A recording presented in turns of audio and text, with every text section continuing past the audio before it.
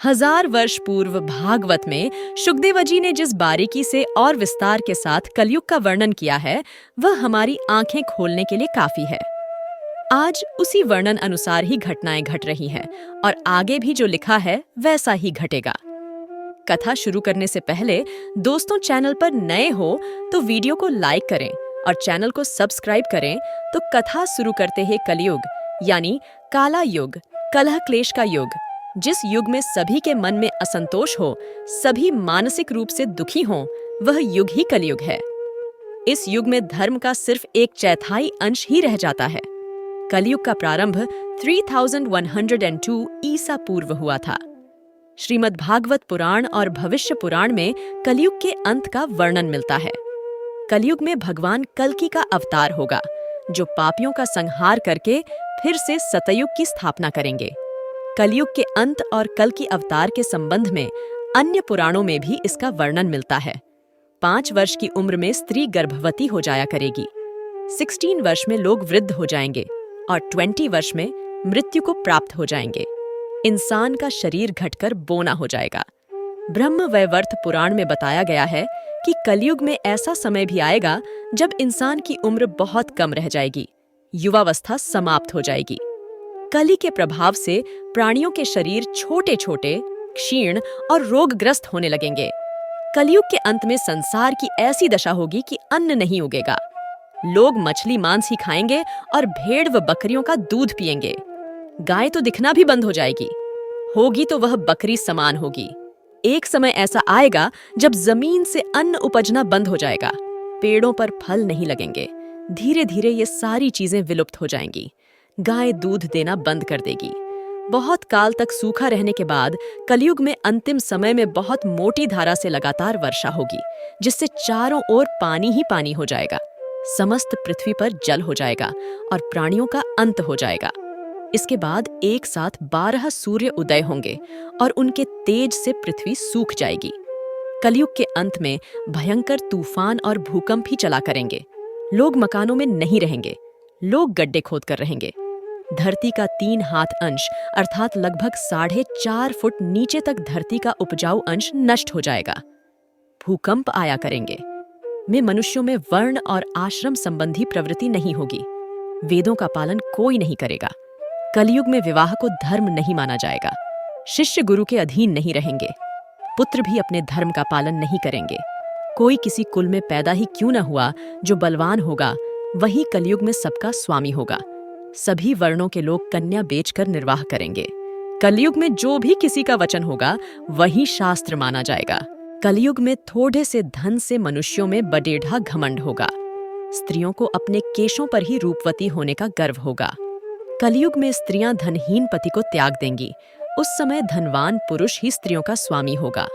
जो अधिक देगा उसे ही मनुष्य अपना स्वामी मानेंगे।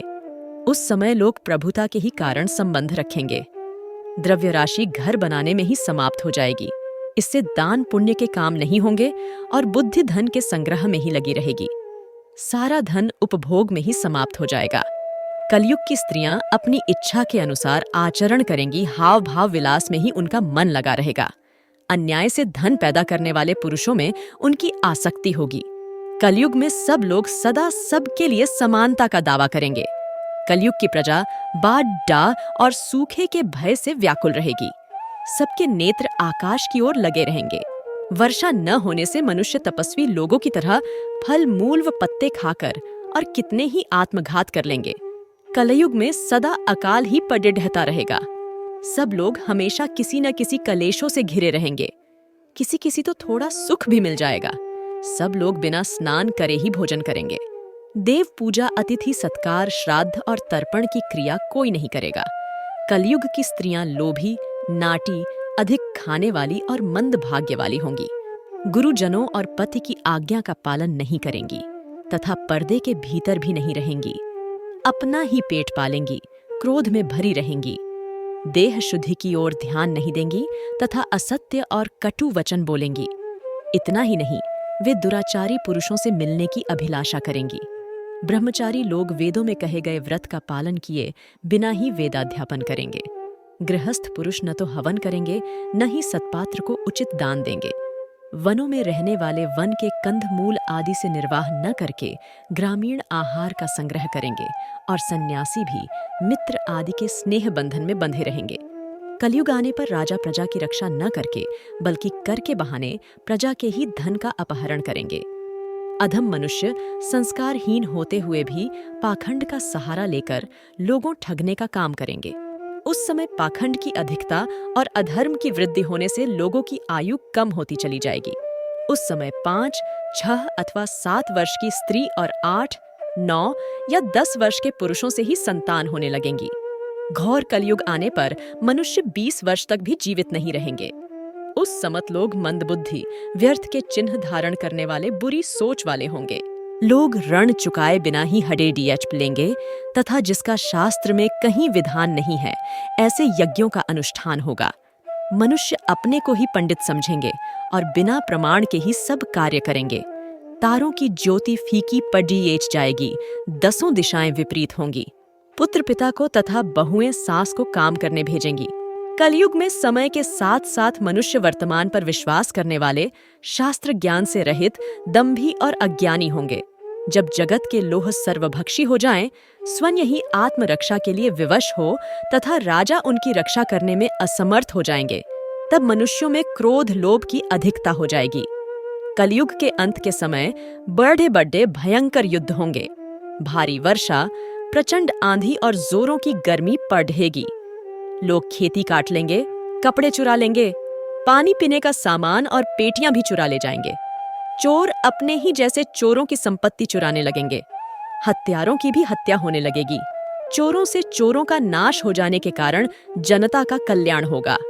युगांत काल में मनुष्यों की आयु अधिक से अधिक 30 वर्ष की होगी। लोग दुर्बल, क्रोध, लोभ तथा बुढ़ापे और शोक से ग्रस्त होंगे। उस समय रोगों के कारण इंद्रियां क्षीण हो जाएंगी। फिर धीरे धीरे लोग साधु पुरुषों की सेवा, दान, सत्य एवं प्राणियों की रक्षा में तत्पर होंगे। इससे धर्म के एक चरण की स्थापना होगी। उस धर्म से लोगों को कल्याण की प्राप्ति होगी। लोगों के गुणों में परिवर्तन होगा और धर्म से लाभ होने का अनुमान होने लगेगा।